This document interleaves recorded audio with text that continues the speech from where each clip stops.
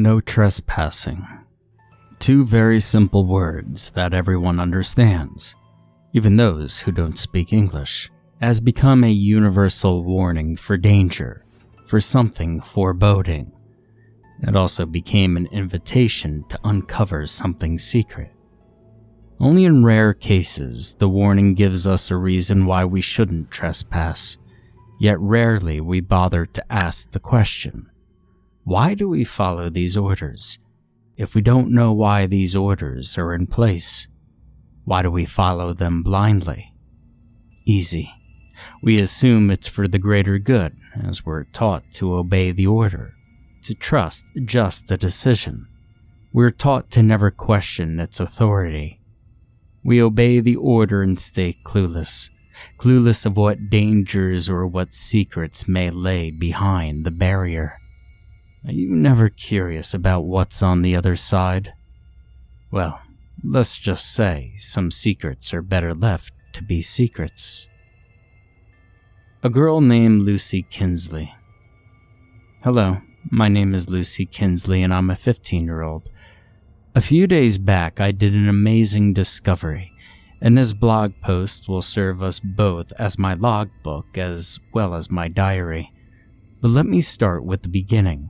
My story started in July, a boring summer as most of my friends were on vacation or on summer camp while I was stuck in the small township of Monty's Creek, Great Britain.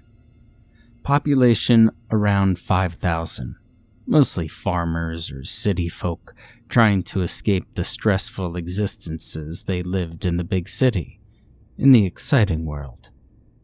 Grass is always greener on the other side, isn't it? In order to kill the boredom, I ran little errands for people in the village, mostly senior citizens with walking difficulties. Now, the thing with elderly is, one doesn't simply bring them their groceries and leave. The prime example of this was, without a doubt, Geraldine Lamb, and normally that didn't bother me. I had nothing else to do and they were so happy when they could talk to someone. To finally have a visitor that isn't there to measure their blood pressure or prescribe medication. But that Friday was different. Friday the 12th. I'll never forget that day. With family coming over from out of town, I had a curfew.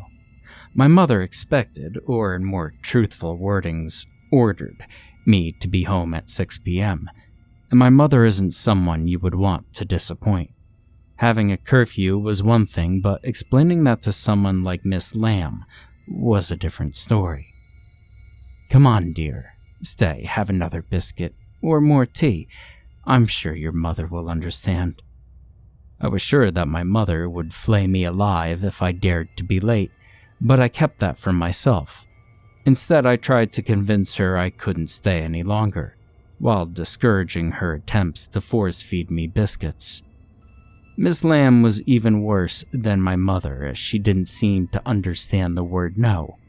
And when I finally managed to leave, I had only 10 minutes to get home. And the trip back home would take me at least 20 minutes. My only option to make it in time was by using the underpass. If I was lucky, I might make it in under 10 minutes. Yet this plan had one big problem. The underpass had been closed for longer than I could remember. A big sign with no trespassing was written on it, discouraging anyone from using it, forcing people to go around it and lengthen their journey with a mile. When I arrived at the underpass, the sign was there, as threatening and foreboding as ever, but I also saw a clear light on the other side of the tunnel. That sight made me wonder what would be worse, facing the wrath of my mother, or facing the consequences of going through the underpass. As I didn't really have the luxury of wasting any more time, taking the latter risk seemed more preferable option, and after making sure there was no one who had seen me and stopped me, I crawled under the sign with my bike in hand. If the underpass was really so dangerous that nobody should go there, they would have used something more efficient to keep people away. Wouldn't they have? They would have closed the underpass properly. walled up its entrances or so. But back then, nothing seemed out of the ordinary. I drove through the underpass with no problem. The road was decent enough to drive, and I saw not a single sign that indicated that the tunnel would collapse anytime soon. No visible cracks, no erosion, not even the growth of mold. There was a bit of graffiti, which abandoned construction didn't suffer from such mild vandalism, and graffiti didn't change the integrity of concrete. The only thing that struck me as odd was a red line in the middle of the tunnel, a red line about an inch thick, marking the floor, the walls, and the ceiling. It didn't look like ordinary graffiti. It was too simple, not extravagant enough. I didn't know why, but the sight had something unsettling. Not that I had much time to think about it, as my time was running out. Trying to make up for the time I spent wondering about the red arc, I raced towards the exit of the underpass as soon as possible, and I almost collided with the sign on the other side of it. But thanks to that shortcut, I got home in time and didn't have to spend the rest of the vacation with house arrest. Everything was fine, right? But the problem was, it wasn't. Later that night, I felt myself unable to fall asleep. I just couldn't stop wondering why the underpass was closed. I had seen nothing that would justify such a decision. Even stranger was the fact that I never questioned that decision before. For as long as I could remember, the underpass had been closed, and yet I had no idea why. Maybe it's just human nature, just to follow instructions without knowing why. We're taught that it is forbidden, that it's unsafe, but for some odd reason that answer wasn't enough for me. Not anymore. I had to know why the underpass was closed. There had to be a reason, and I was planning on uncovering that reason. Not only would it satisfy my curiosity, it would also give me something to do. Something else than listening to Lamb's stories about her father's war antics. Don't get me wrong, the first time around these stories are interesting, but after you've heard the same story over and over again, well, I can tell you that the novelty quickly wears off. And maybe I should also uncover the purpose of the strange red line. Perhaps it marked a meridian. My research started in the library. In our modern age, I could try to Google it, but people who ever tried to find something so specific on Google will agree with me. This was by far the easiest option of the two. I searched in books. I read old newspapers with some interesting but incoherent results. But from what I had gathered, the underpass was built in 1973 and was already closed in 1980 after 2 bodies were found near the tunnel entrance.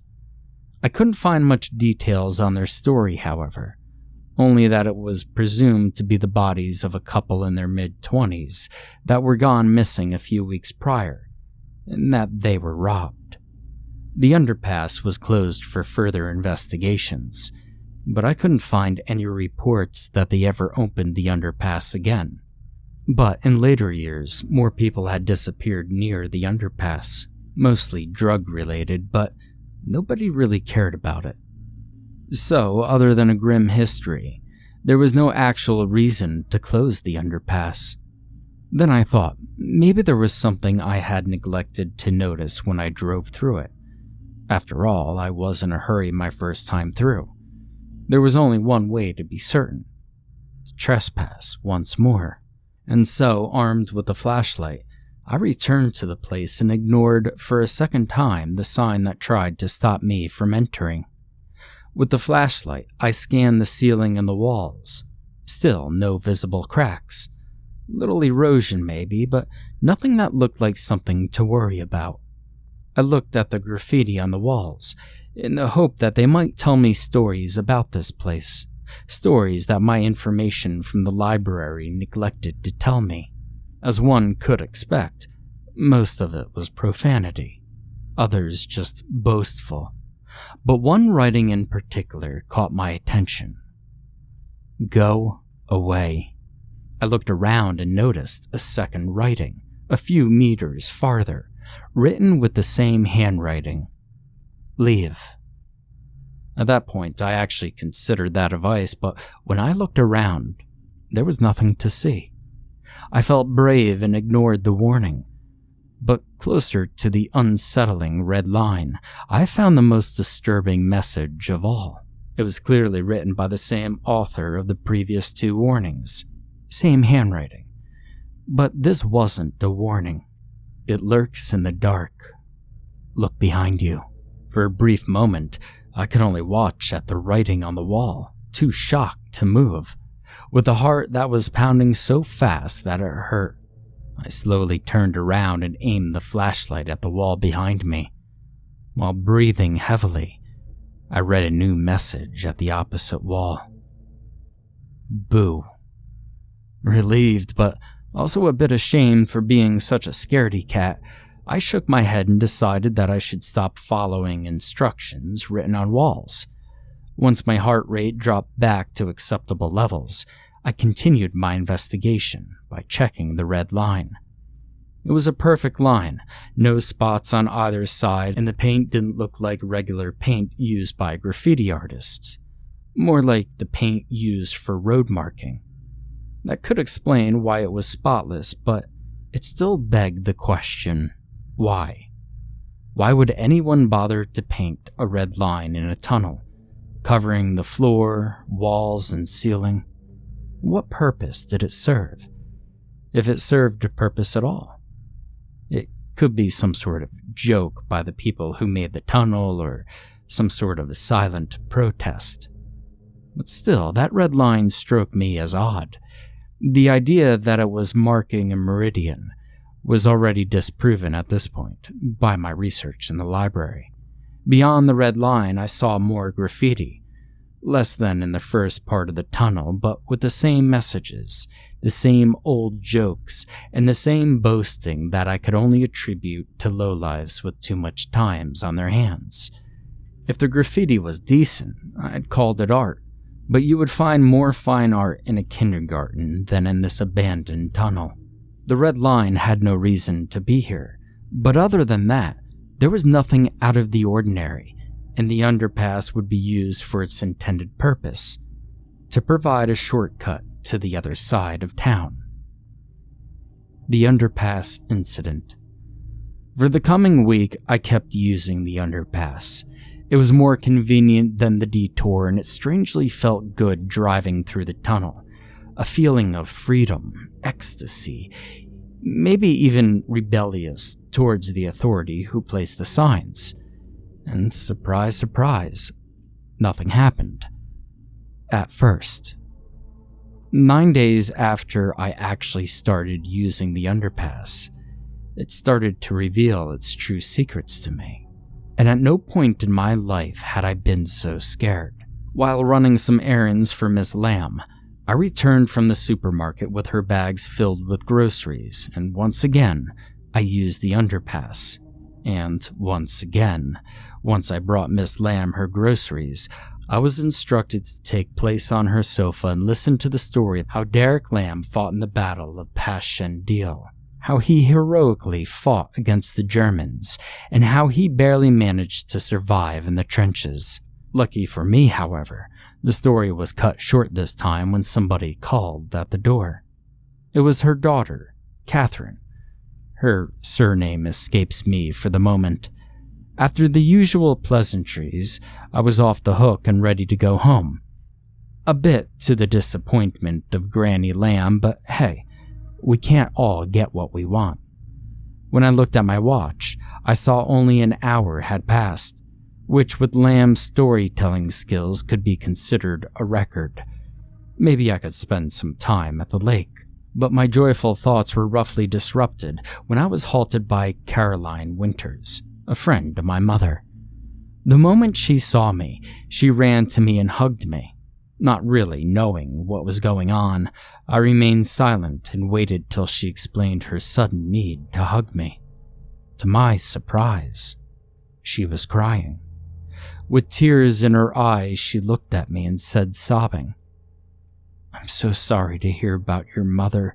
When I heard it... My mother? I had no idea what I had heard. With the shock, I started asking myself the question. What had happened since I left the house that morning? She was so young, way too young to go, and I'm sure that the other driver was drunk. I am just sure of it. As the horror of her words invaded my mind like toxic gas, I was unable to react. I was unable to speak. The idea of my mother having an accident and died. My world fell apart, and without thinking, I jumped on my bike and drove home as fast as I could while fighting against the tears. I didn't care what impression I might have had made on people that day. It was all of a lesser importance when compared to the horrible news that Winters had brought me. It felt so unreal, felt impossible. I raced through the underpass without paying any attention to it or my surroundings. When I arrived at the house, I saw her car at the entranceway. Nothing seemed out of the ordinary, nothing that pointed at a crash. The boot was open, revealing that she just returned from the shop with groceries. What was going on? I stormed inside trying to find her. And there she was, in the kitchen, greeting me and asking me if I could take the rest of the groceries out of the car. But I couldn't react, paralyzed by her presence. Could only look at her, trying to comprehend what the hell just happened. Winters told me that my mother had an accident. She told me she had died. Was this a sick joke or something? My mother immediately saw that there was something wrong. She could always tell if I had problems. She asked me if something was wrong, something I denied too quickly. I told her that I was just a bit tired, while, in reality, I was just happy that she was still alive. I'm sure she didn't believe me, but she did let it rest. Only when I tried to go to my room, she reminded me of her previous request of taking the bags out of the car. I had completely forgotten that she had asked me that question, and such forgetfulness doesn't really help if you're trying to act natural.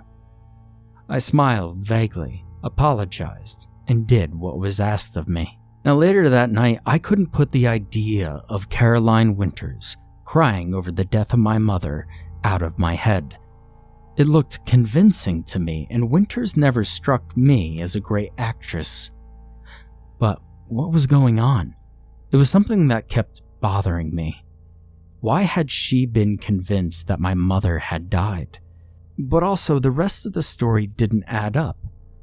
How would Winters know about an accident involving my mother before I did?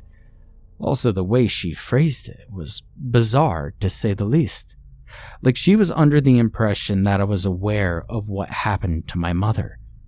She didn't seem to question my presence at Lamb's house for a second, while my mother supposedly died that day. While every normal person would be expecting that I was mourning the loss at home or in the hospital with my family. It was also bizarre. Little did I know that this would only be the beginning.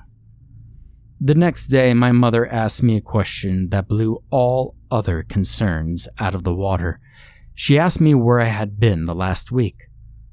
Surprised by this odd question, I told her that the past week I'd been running errands for Geraldine Lamb. My claims were immediately dubbed lies and followed by a demand for the truth.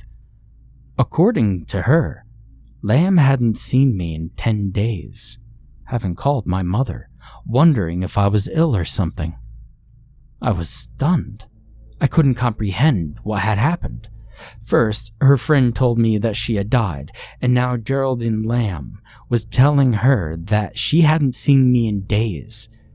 Not since I had used the underpass for the first time. Could there be a connection between these two events? It had to be. It was the only explanation. Her next question came even more as a shock. She asked me if I was using drugs behind her back. I denied said claim, of course, but I'm not sure if she believed me. She warned me that if this behavior would continue, with me disappearing, I would be grounded. But I could care less about being punished at that moment. I had to find out what was happening to me. I had to find out if there was any connection between the Underpass and my apparent disappearances. Instead of taking the practical approach of actual experimenting, I started with doing some research first, looking if there were any similar cases, people who had experienced the same strange occurrences as I had. My first searches remained fruitless, and the need to return to the Underpass and try some theories grew by the day. I don't know why I had those feelings, those needs, but I couldn't shake off the idea that all the answers I craved could be found in the Underpass, and only in the Underpass. It was a feeling that I knew I had to suppress, that acting on these feelings without knowing what I was dealing with would be ill-advised and a stupid thing to do. After a good week of searching and speculating on explanations, I discovered a website that appeared to be able to provide me with answers. It introduced me to the concept of timeline synchronization, a theory that claimed that it was possible for people to end up on a different timeline. With the help of a portal, in most cases a tunnel or a cave, one can enter a different timeline, replacing their counterpart on the other side. Only timelines where the person have a counterpart and where the counterpart is near the portal, most preferably using the tunnel or cave in their timeline, are accessible. Because of this specific criteria in most cases, this tunnel or cave will act as a regular tunnel or cave. If another timeline is in fact reachable, the person will likely not be aware that they have infiltrated a different timeline due to the similarities in the timelines. In many cases, these travelers only become aware of their visits to other timelines when certain taken actions remain unnoticed or unaccredited, when they are reported missing for a few hours or days, or finally, because of subtle differences between timelines, stemming from prior the traveler's arrival. It is believed that portals can only be used in one direction, which depends on the timeline. The doll experiment. My first reaction to this explanation was disbelief. This was impossible. It was insane. I kept this attitude for a few days, before coming to the painful realization that it was also the only explanation I could find, the only story that came close to representing my own experience. And for some reason, I couldn't shake off the feeling that site might have been onto something. My better judgment kept telling me that it was bollocks, but still, I felt that there was only one way that I could be certain. I can create an experiment that would verify the existence and accessibility of these alternate timelines. It took me a few days to come up with a proper idea, as I had to be sure that what I had tried would give me results that were clear. If there was even the slightest ambiguity about the results, they would be useless to me. The results had to be irrefutable. These are my notes of the experiment, which I dubbed the doll experiment. The doll experiment had a goal to prove the existence of an alternate timeline and the possibility to access them. The experiment was actually quite easy. I had to create a token, an unusual object, and place it in my desk. I chose to make a little doll of wood and twigs from the forest, a skill I had learned from my paternal grandfather. The reason why I had to use a new doll was easy. Since it would be made for the purpose of the experiment, it would only be found in my timeline. I had no reason to assume that in another timeline someone was doing the same experiment, or if that was the case, I only would encounter such timelines.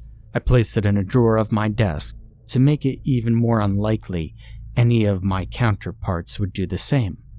It would also diminish the change that my parent would meddle with things. Now, they didn't have the habit of going into my room if I wasn't there, but I rather didn't take my chances, especially since my mother had started to suspect me to use drugs. As a final precaution, I decided to only try my luck on days I knew they wouldn't be home, when they were at work. The other days I would keep my regular routine of doing errands for people, while evading the underpass. Now I had an idea what may lay behind that red ring. I thought it would be best not to use the tunnel when I was performing any experiments. I had no need for it to complicate things, and the last thing I wanted to see were more people reporting me missing. But with the doll in place, I could start the experiment. If I used the underpass and returned home using the detour, there were two possible outcomes. One, the object was still there and nothing meaningful had happened, unless I would encounter other contradictions within my timeline. And two, the object was gone and I would have my proof. My first attempts were futile. Time after time, when I got home, I found the doll where I had put it.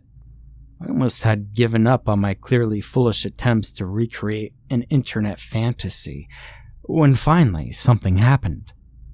I came home and went to my room. The doll was nowhere to be found. Excited, I opened every drawer and I looked under the bed. After careful consideration, I even dared to ask the woman who was my mother in this timeline about the doll. But based on her reaction, it was safe to say that the doll never existed in this timeline. For a moment, I thought I was going crazy, that I was seeing things and judging how the other mother looked at me. She had similar thoughts. There was but only one way to be certain that it wasn't just my mind playing tricks on me. By returning to what I called my timeline. After making up some lame excuse about having forgotten something in Lamb's house, I left the house, hoping that my plan would work. If I failed, I had no idea what I should do, as explaining my odd behavior would likely be the least of my problems. I followed the road I used to get here, and a few minutes later, I looked at the arc that formed the entrance to the tunnel.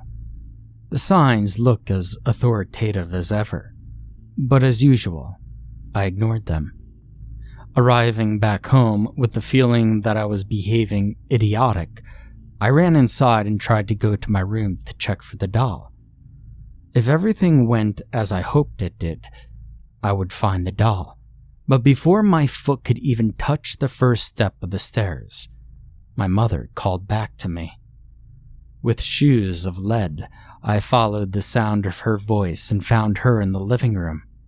She asked me why I didn't greet her when I came home, before asking me about my day. Nothing about the wooden doll, nothing about my behavior when I left the house, not even the slightest hint that she questioned my hasty departure or that she was even aware of said events. As the truth was too bizarre to be an explanation she would accept, I told her that I spent the day at the lake, reading a book. And after I could assure her that I only had been reading a book, I was free to go to my room. When I returned to my room and opened the second drawer on the left side of the desk, I had my confirmation. In the middle, on the book that my mother believed I had been reading at the lake, was the doll. I wasn't going insane, no. The Underpass was really a portal to another timeline, and based on the fact that my actions in this parallel timeline didn't echo back to my world, it didn't affect my timeline. On the other side. So now you know my discovery. I discovered a working portal to other timelines. It is interesting how even slight alterations in history leads to vast new worlds. The last few days, I have visited timelines where events that never really had an impact on me personally, events like 9/11 or more recently, the Boston bombings, never had happened. Other times I found myself in timelines with more personal alternations. Timelines where my parents are divorced, or where Miss Lamb had died of a heart attack in 2009.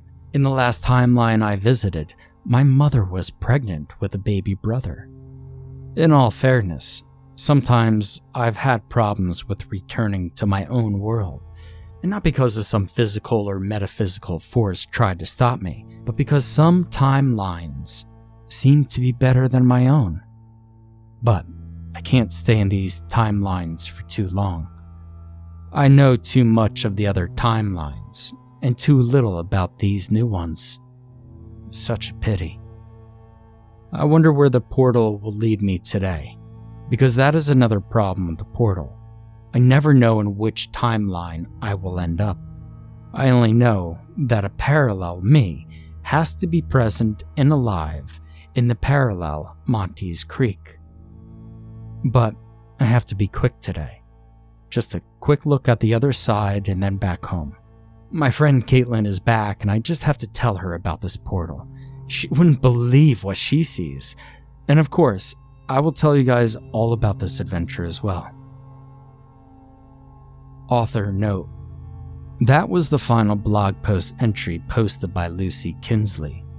Lucy went missing on August 20th, 2013. According to her mother, she left to see a friend who was back in town and wouldn't be late. Her mother never saw her daughter back alive. 4 days after the mysterious disappearance, her body was found near the entrance of the abandoned Monty Creek Underpass. To everyone's astonishment, her skin was covered with blisters. An autopsy later revealed that her lungs and her windpipe were covered by the same blisters, and according to the autopsy report, she died of a combination of third-degree burns of both skin and lung tissue, as well as pulmonary edema. Biopsy and toxicological reports suggested that the cause of death was contact with a chemical agent, similar to sulfur mustard, better known as mustard gas. That said, the chemical used to kill Kinsley seemed far more potent than the gas used by the Imperial German Army in World War I. Who or what did this to her remains a mystery to this day. The only source that gives us a little insight on the subject is her blog post. We were ordered to remove the blog post from the internet and cover up the true story of what happened to this girl. But I knew this couldn't remain a secret forever. I believe it is better to post the story. People have the right to know what happened, have the right to be informed. People have to be warned about this. I did, however, change the names of the people involved as well as the name of the town. Believe me if I say I have a good reason to keep people away from this place. Speaking of which, at moment of this writing, I'm standing at the underpass, looking at the sign, "No trespassing." We were ordered to cover up Lucy's death as much as possible, even counterfeiting her autopsy report. The official report speaks of a mysterious acid thrower, and the case had slowly become a cold case, forgotten by media and the town. But the original signs are still in place. No extra security, no fence, no walls, just 2 simple signs at each side of the underpass. Why don't we cover things up properly? Why didn't we wall up the underpass? There hasn't been a day that I didn't wonder why they never chose a more permanent solution. I believe it wasn't up to us to take that decision. Maybe there is something that simply won't allow us to shut it off completely. There also hasn't passed a day that I wasn't curious what I might find on the other side of the underpass. I know I will likely come to regret this. No, I know that I will come to regret this, but I guess there's only one way to find out.